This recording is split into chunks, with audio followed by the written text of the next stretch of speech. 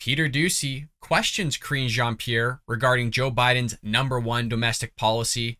We have Phil Wegmann back in the mix, clashing with Karine Jean-Pierre regarding Joe Biden's abortion push. And lastly, we got another reporter in the room that's utterly confused with Karine Jean-Pierre and Joe Biden's narratives. All of that and more here on The Bald Brad Show.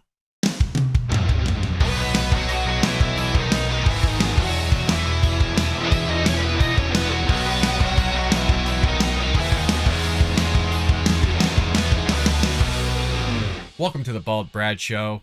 It is Wednesday, October 19th, and as always, I couldn't be happier than kick these mornings off right, doing The Bald Brad Show and hanging out with all of you, my friends and true American patriots, where we come together as a community of conservatives and Republicans, go over the stories of the day, and bring you all the news and information you need to know about. So if you want to join us here at The Bald Brad Show and you haven't done so, what are you doing? Hit the subscribe button. If you're over at Rumble, hit the plus and give us a comment down below. And if you're listening on any of the podcast airwaves, Apple, Google, Spotify, heck, folks, you can find us and listen to us anywhere and everywhere.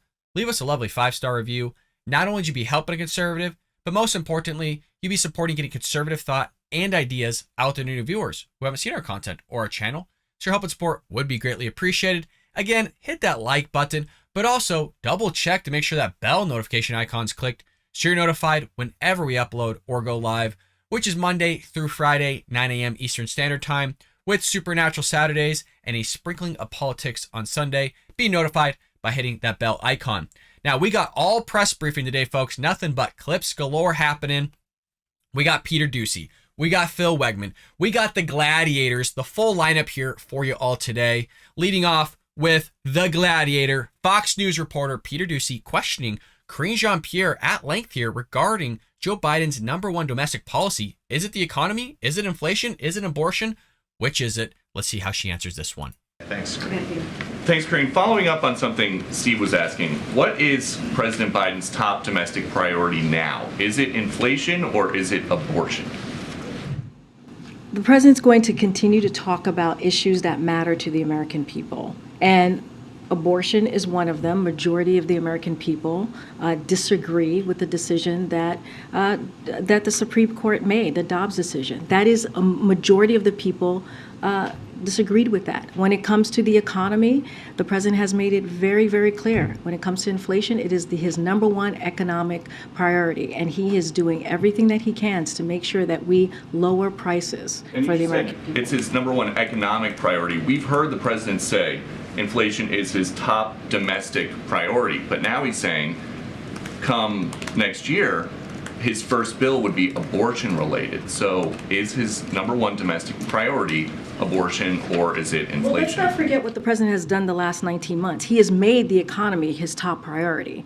Here we go again. I guarantee you she's going to give a litany of things that they've done that actually hasn't done anything to curb inflation or help the economy and do this or that. She always says, well, let's be clear here. Let's go back to what we have done, Peter, and I'm not going to answer your question whatsoever. So here we go. I guarantee you it's going to happen. Let's roll it. He's passed the American Rescue Plan, by the way, as you heard me say all the time. No Republicans voted for that in Congress, and it was a plan that helped us get back on our feet with the economy, that helped us gain or create 10 million jobs that we had lost. It also put money in people's pockets. It also makes sure that businesses were able to open up, schools were able to open up, people were able to go back into their homes, save their homes. And so that was the American Rescue Plan. There's the bipartisan infrastructure legislation, which was, again, to invest in ports, invest in the infrastructure that was dwindling. And so that is something that he did. The Inflation Reduction Act, that is lowering cost for. When she goes on these tangents here, I guarantee you at some point here, let's just put some bids out here, folks. How many of you think that she's going to be like, that matters, Peter. That matters. That makes the difference. That matters. It's going to happen. It's what she does. It's a talking point for her, even though it's not really a talking point. the American people. He is working on the economy every day. We just announced yesterday, hearing aids. 30 million people are going to benefit from hearing aids, saving thousands of dollars a year. So that's working on the economy every day. So you said he's been working on the economy every day for 19 months. Now Bloomberg economists are forecasting a 100% chance of a recession. So how is it that we can be barreling towards a recession and the economy is, as the president says, strong as hell? So here's the thing about the economy, and I've said this many times. You've heard this from Secretary Yellen. You've heard this from Brian Deese, who runs our Economic Council, is that what we are seeing right now is the job market is strong. The labor force is strong. And that is not what we see usually before a recession. And so a lot of that is because of the work that this president has done. We are seeing an economy that is resilient. We are seeing an economy that is going into a transition with more stable. What is this transition into a stable what? We're going into a recession. We are in a recession. Let's just be a matter of fact about it. You had 2 consecutive quarters of negative GDP growth just because the labor market's looking good. And she was right in what she said in terms of the labor market looking good. We don't plan to see a recession following that. But that's what you had. The fact is the fact, Jack. And she doesn't want to deal with it. So let's go on with a bunch of her rambling here. Growth, more steady growth. And that is because of the work that this president has done. That is because of the economic policy that he has put forward. And let me remind you, the economic policy that he's put forward is about building the economy from the bottom to the top and the middle out. And that is so important because it means that we leave no one behind. It means that there's equity at everything that he puts forward. And so again, you're going to hear from the president about gas prices. That's, again, trying to make sure that we continue to keep prices low for the American people. Last one, just if President Biden keeps going to the petroleum reserves when there are energy problems, is he giving up on his campaign pledge to end fossil fuel? So I want to be very clear on that piece. There is no shortage of opportunity or incentive for oil companies to ramp up production. We've made that clear. Oil companies are ranking in record profits, as we have seen. They have showed it themselves. We've seen it ourselves, while more than 9,000 approved drilling permits remain untapped by the oil industry. At the same time, they'll keep touting out this 9,000 figure. It's actually over 9,100. They don't understand how competition works between oil companies. They don't understand that a lot of these permits that were chosen, they're not actually going to tap into and really ever use. They'll just actually expire. They don't ever talk about this stuff. They just go, well, there's over 9,000, 9,100 that they just haven't used, Peter. Again, why would you continually want to drill when the incentive isn't there and you're constantly making the oil companies the enemy? Why would they want to do that? And furthermore, yeah, they're going to have record profits. They just got done losing billions of dollars because the freaking governments, due to China, were all shut down. So you got supply chain issues. God forbid they make up their losses. Oh, whoa. And by the way, we're all willing to pay for it at the pump. We haven't reached the ceiling yet, of which we're all walking to work, taking public transportation or riding our bikes. So the ceiling isn't there yet. We can't keep blaming the oil companies for increasing prices of which the consumer, you and I, are willing to pay. Do we like paying it? Of course not. Do I like paying $7 a gallon here in California? Of course not. But the thing is I'm paying it. I haven't gotten to that point yet where I'm like, enough is enough. But again, they're the bad guys according to the Democrats. They're always the bad guys. Anybody that's making a profit, any corporation that's making a profit is always the bad guy. U.S. oil production is up and on track to reach a record high this year. Again, a record high. In fact, the United States has produced more oil in President Biden's first year than under the Trump administration's first year. Okay, we're going to move on. So there she goes. She touts it. I guess I was a little wrong there. She didn't say, that matters, Peter. That matters. It's in the pocketbook. So whoever bet on that one, you just lost a bunch of money. Maybe she'll say it at some point here. She always does. We got clips galore from her today because it's not just the economy that's an issue. It's not just inflation that's an issue. It's not just Ukraine, Russia that's an issue. It's not just China, Taiwan. It's not just the southern border. It's not just the drugs. It's not just your grocery prices going up. It's not just the fuel prices going up. I mean, you name it, you got it. It's going up in terms of prices. But Joe Biden is now shifting from the economy to shifting to abortion. And it's confusing for everybody in terms of what he's talking about with abortion because he's just going, well, I want to codify Roe v. Wade, basically. I want to take what was within Roe v. Wade and make it into law. And he's saying that's why you need to go out and vote for the Democrats. which if there's any reason to go out to vote this election, these midterms, it's at least abortion and the economy. Hell, if you weren't going to go and get your booty out of the seat because of what Joe Biden's done these last, 18 months, at least abortion should make it, because the Democrats are going to do everything they can to get this sucker through in Congress. So you have Phil Wegmann here, my boy Phil, going up against Karine Jean-Pierre and calling out the fact that she's not answering his questions. I love the way he handles this. Ladies and gentlemen, Phil Wegmann from Girl Club Politics. Let's go ahead and roll. Thank you, Karine. The president promised to send a bill to Congress to codify Roe earlier today. I've got two basic questions about that. Number one, would that bill simply codify Roe, or would it go farther and overturn individual state abortion restrictions? And then number two, are there any abortion restrictions at all that the president would support? What the president is going to I just want to pause it. Great questions. We've heard other reporters ask Joe Biden and Karine Jean-Pierre this question before. Let's see if she answers. do and wants to do and believes in doing is codifying Roe. He believes that is what it was the law of the land, the constitutional right for almost 50 years, and he believes in its specific provisions was rightly decided. He has said this regularly, including right after Dobbs, and that has not changed. Right, but that didn't answer either question. First of all, there are individual state restrictions on abortion on the books currently around the country. Some of those existed before the Dobbs case, before the overturn of Roe. Would the president, with this bill to codify Roe, does he want that bill to go farther? I just answered that question. I just answered that question. No, she didn't, Phil.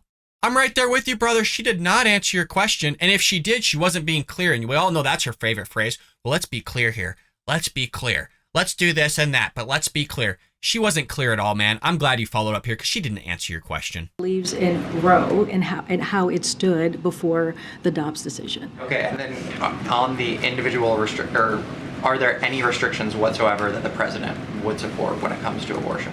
He believes in the provisions that Roe had. And that's where he stands. I would suggest you reading it so you get a sense of what the president stands and what he wants to see. All right, shifting to again, we'll continue here because Phil does a phenomenal job in this line of questioning.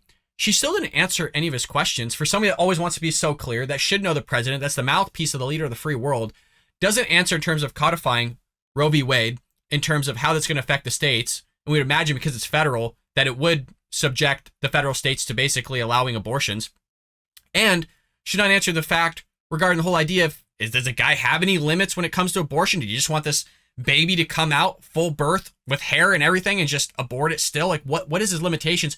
Well, we're going with what Roe v. Wade says. Yeah, the guy says a lot of asinine things. He doesn't mean it. Hell, you've had a reverse course here, Karine, on many of the president's sayings. But if it's so clear, if it's so specific, if you could find it in Roe v. Wade, why don't you just tell us plainly what the hell it is? It's a gimmick, you guys. Who the hell knows what Joe Biden's talking about here? And we'll get to that in our last segment because, hell, nobody really knows what Joe's talking about here. Nobody really knows what the White House is talking about. But let's continue with Phil. Different topic then. Why is it that the president was talking about nuclear Armageddon behind closed doors to political donors 2 weeks ago, rather than speaking directly with the American people about that topic? Well, there was press, there were a few of your colleagues that were in the room. Well, given the severity and the significance of that threat, isn't that something that the president should perhaps we've address? talked about Just the donors should vote? I mean, but there was press in the room. It's not like he was not saying it in secret. He knew that the press was in the room. Did he though? I don't mean to make a joke out of this, but to be like, well, the president knew. The president also thought there was dead people in the crowd, Karine, and he was looking for them. So don't give me this, oh, well, he knew the press was there, because there's a lot of times where we think Joe Biden's there and he ain't all there. There's times when Joe Biden thinks there's people in the crowd that are dead that just aren't there. There's times where he thinks somebody is somebody else of which they aren't. I don't know, maybe Kamala Harris being president of which she's not. I don't know, maybe him running for Senate even though he's running for president of the United States. But she's going to push this stuff on our boy Phil. I don't like it. I will always back Phil Wegmann up. Peter Doocy, the guys that speak for the American people. Again, I don't know if Phil's Democrat or Republican. I don't care. The guy does a damn good job, and I'm always going to be here to back the man up. Screw her. At the time when he was making the comments, look, the president, we've talked about this. This is like 2 weeks ago conversation. We've talked about this in detail about how seriously she's going to come at us by saying this is 2 weeks ago conversation. She literally stops every one of her questions that's proposed to her with, oh, well, let's talk about what we've done. Let's talk about things that happened 2 years ago. Let's blame the Trump administration. Let's blame somebody else that something happened 5 years ago. So this lady is just sitting here acting like a you-know-what to Phil Wegmann here that has great questions in terms of why is he so willing to talk behind closed doors, even though there's press in the room, about a possible Armageddon, which is a massive thing to just throw out there, of which you had John Kirby say, well, he didn't really receive any new intelligence to say something like that. But hey, it seems like we are going that direction to a bunch of donors, but you're not going to come out and talk to the American public about that? You think we would want to know if we're about to hit World War III, that we're about to have our major cities blown up by Putin? I don't know. It seems like a pretty important issue. Why would you just throw that out to donors? Fabulous question, Phil. I don't care what this lady says. I want answers just as much as you do. We take Putin's saber rattling, Putin's comments about using nuclear weapons. That is something that we take seriously. Do we see anything at this time that that causes us to move our strategic positioning? No, not at this time. But it matters that rhetoric is being used. And so the president has spoken to this. I have spoken to this. The National Security Advisor has spoken to this. Again, it was not in secret. The reason why you know that it happened is because there were reporters there. Go ahead. You know, honestly, and let me know in the comments below, does anybody feel like she actually answered really any of his questions? I mean, she kind of did somewhat, but she's just playing it off of the fact, well, he's not saying it in secret. You had reporters there. And the fact that you know about it means it's not in secret. He didn't mention anything about secrecy. The question is that if it's such a massive thing to say, why would you just say it to a bunch of donors? Why would you not come tell the American people about it? And if it is such a massive issue, why didn't you do that? And if you're going to say Armageddon, the end of the world, that within itself is a major important issue. And you're going to just tell a bunch of donors that rather than tell, I don't know, people like us getting on the airwaves, maybe getting his ass on that podium, of which he still hasn't done. I would like to point that out. And our boy Phil Wegmann called that out a few weeks ago. Not necessarily the podium, but hey, like when he's going to do a one-on-one interview, can we get that man out there and maybe not hopped up on drugs from Joe Biden to get on that podium in front of the entire press and answer questions? Boy, oh boy, would that be a spectacle. We might have to do that live if it ever happens. If it happens. It's going on 2 years now, folks, and he's still yet to stand on that podium and answer anybody's questions. But fabulous job, Phil. Fabulous job, Peter Doocy. And now we're rolling into our last segment here, where Joe Biden is coming out pushing this abortion thing of trying to codify, however you want to say it, Roe v. Wade by Congress, and saying, hey, get out there in the midterms, vote Democrat, so that maybe we can get 60 seats and pass the filibuster and just put this thing through. So he's massively pushing this. He did a talking event, or at least a speaking event on Roe v. Wade and abortion. And now we have reporters coming in the mix right after Phil Wegmann here, kind of confused about the whole idea of where he stands, because we're all confused. I did a little bit of research. I haven't really found anything concrete in terms of the legislation that he's trying to propose here, of codifying Roe v. Wade, and trying to figure out, well, what's the actual specifics of it, and just watch Phil Wegmann's reaction, because we're all wondering what the hell is going on. I'm sure he's frustrated. Everybody else in that press pool's frustrated, but just watch Phil's reaction, because this is a major issue here, and she is right for Americans, and we want to know what the hell's going on. Let's see how she answers it. Thank you. Follow up on the first of the questions just now.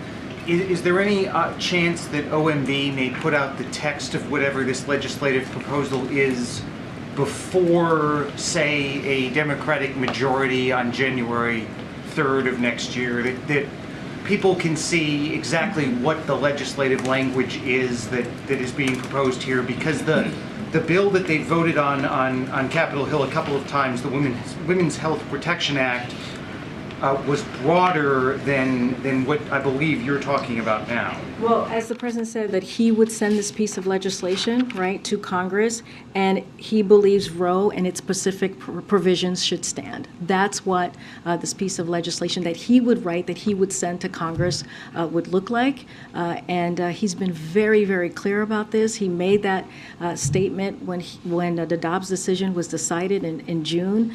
He is very, very clear that the Roe's decision was rightly, when Roe was first put into place, that was in its form, was rightly decided, and that's what he wants to see, and that's what you're going to see he push forward. So he has yet to write this thing, and this is what Democrats do, and just politicians in general. We see it from the right as well. is they have this general idea of something they want to push, and then they push it out there to everybody and they talk about it without actually being specific of what's going to be in the legislation, the bill, or whatever is going to try and get passed here. And you got reporters calling out. You see Phil right there shaking his head like, yeah, we would all want to know what's going on. She's supposed to be giving us the specifics. And God, we've talked about it. She just won't freaking do it. And I know I got to stop expecting her to answer questions or giving us specifics, but that's what you would expect from somebody that's an elected official, meaning Joe Biden, her as the mouthpiece, to give the American people, because we want to know and we have a right to know. But it's just time and time again, we push through these bills, nobody knows what the hell's in them, and then you get idiotic freaking judgments or rulings down like Roe v. Wade or Dobbs or Griswold v. Connecticut or whatever the litany of other issues are that are asinine, that are just passed through wrongly. And now you got people go, well, it's been a right for 50 years. Explain that one to me. I'm still waiting for somebody to explain how Roe v. Wade was a right that was granted down, of which you can't find in the Constitution at all. And I keep saying, look, if you want that to be a right, put it in there then. Literally put it in there. Stop going, oh, well, it was a right that was granted down. You can't find it. You got that from the clerks themselves. You got that from the Supreme Court themselves, from Griswold v. Connecticut to Roe v. Wade, says you can't find it anywhere. We made it out of whole cloth. That's their job. That's Congress's job. If you want it there, then put it in there. Stop telling us that it was a right when it wasn't a right, hasn't been a right, and you can't find it anywhere. So if you want right to abortion, put it in there then. I don't want it, but stop doing this whole thing of like it was a right for 50 years, so hey, we should keep it. I mean, there's a lot of things that were rights before that should have never been rights that were overturned with amendments. So what a lame and stupid argument of like, oh, it was there for 50 years, so we should just keep it going. Yeah, do you want to go down that talking point, Karine, of a lot of things that America had that was down there for hundreds of years, 50 plus years, that was wrong? I don't know. Should we go down that road? I don't think you want to, Karine, because you're about to get destroyed with it. The whole idea, again, of the evils of our country that was within the Supreme Court, that was there, that should have never been there in the first place. We won't go down that road, but let's continue. In the next Congress. I'll follow up on the student loan question that was asked a little earlier, too. The president yesterday, for those of us who were in the South Court auditorium, mentioned the concerns about the legal challenges. Is there a message to the people, the tens of millions of Americans who are signing up for this forgiveness right now, who may be eager to see it actually come into their accounts, who may face the possibility that at least for a while there's a federal judge somewhere who stops it? This is a great question and a financial question. I always repeat this for those that are new to the Bald Brad Show. I was a public accountant. I teach personal finance. This is a massive issue for a lot of people because they're expecting this money to be relieved, right? They're expecting this debt to be forgiven, and they're going to make certain financial behavioral decisions that are going to ultimately impact having a potential of hurting them later on. Say, for example, if it's not actually forgiven, a federal judge says, hey, this is unconstitutional or it's wrong. We can't allow this. We're going to hold this up in the courts. And then you go purchase a vehicle or you take out another loan or you decide to do this or that. It can actually hurt your financials big time. And so I just want to address that this is actually a bigger question than I think really meets the eye, because we're upwards of 80% of Americans live paycheck to paycheck. So this is a big, big question. Let's see how she answers it. Look, the president is committed to this, right? This is a policy that he put forward because he wanted to give a little bit of breathing room to the American people, to the middle class. This is also a campaign promise that he wanted to keep because he knew how important it was to so many people. We're talking about almost 40 million people who are going to get borrowers, who are going to get who are going to be able to get the effects of this policy. 23 million people are going to see their debt, their college debt, already wiped away. That matters. That matters. We're talking about 90%. Folks, I was right. If you're watching the main show here, we said in the first segment that she's going to say it matters. That matters. I thought I lost the bet. Start relinquishing the money, folks. Pay up, because we're right here in the Bald Brad Show. She did, in fact, say that matters. That matters. If you're just watching this third segment here, because we chop up the segments throughout the day, in the first segment with Peter Doocy, we made a bet saying how many of you think she's going to say that matters at some time during this press briefing. And she didn't say it in that segment. She didn't say it in the second segment, but here she is at the very end. That matters. And you got a bunch of people here that are getting screwed over. You got a bunch of truck drivers. You got those that are in blue collar work that never went to college, are making great money, and now having to pay for somebody else's college because they maybe made an asinine decision of going to lesbian dance theory rather than engineering, mathematics, accounting, whatever it may be, and having a good major, spending on this bogus major, and they're just blown away as to why they're not making six figures because they're doing underwater basket weaving. But now we're all liable for everybody else's decision making as adults. Just lovely. Of the folks who are going to be, of the borrowers who are going to be getting this relief are making under $75,000. So he's committed to this, and he's going to make sure, do everything that we can to make this an easy process. And we've seen that already from the website. And the thing to remember, I think the question to ask, or the thing to actually really think about here, is what Republicans are trying to do. When you look at these lawsuits across the country, they're coming from Republicans. And Republicans want to take away this essential need that folks, again, 90% of these folks are making less than $75,000, who need a little bit more of a breathing room, who need an opportunity to put money down on a house, who need an opportunity to get a family started, who need an opportunity to just live their lives in a little bit easier way.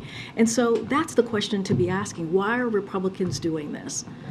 Easy question. I'd love to answer it, Karine. Because it's not the responsibility of the American taxpayer to relieve burdens of others that willfully and voluntarily went out to take a loan or took out debt on behalf of themselves to pay for their education. I'm not liable for it. The blue collar is not liable for it. Americans aren't liable for it. Easy answer, layup of one. Thanks for the question, Karine. But you see how we answer that one? We're very specific that we're not responsible for somebody else's debt. But for some reason, you think the taxpayers are. Nobody's for it. A lot of Americans aren't for this. And you're just constantly trying to pump the economy full of money. And this is basically, in some way, shape, or form, just increasing inflation. You might not be pumping the economy itself with more dollars by printing them, but in a nutshell, by alleviating that debt, you are in fact increasing inflation because you have more people with more money that's going to go out there and hopefully purchase something or have the possibility of taking out another loan. And by the way, just on another note here, if this is so wrong, because they were sitting there going after companies, both private but also the federal government themselves, for issuing these loans, if they were so evil, these loans, then not only why are you forgiving them, but furthermore, why are you continuing to issue these loans in the first place if they're so bad? If this hurts the American people, if they need to be alleviated so bad, then why are you continually issuing these loans to them right as of right now? With higher interest rates, by the way, because that's what the Federal Reserve is doing. So the banks are increasing interest rates, as is the Feds. So again, my question for Karine is, if it's so evil, then why are you continuing to do it? And by the way, in about 5 years' times, a study was done that this is just going to be back up to what it was in terms of student loan debt in the trillions. So this is all bogus. It's just a ripoff. It's another way to pay for votes. But should we expect anything else from the Democrats? Folks, thank you so much for always supporting the show. Hit that like and subscribe button. Hit the bell notification. And I'll see you tomorrow here on The Bald Brad Show.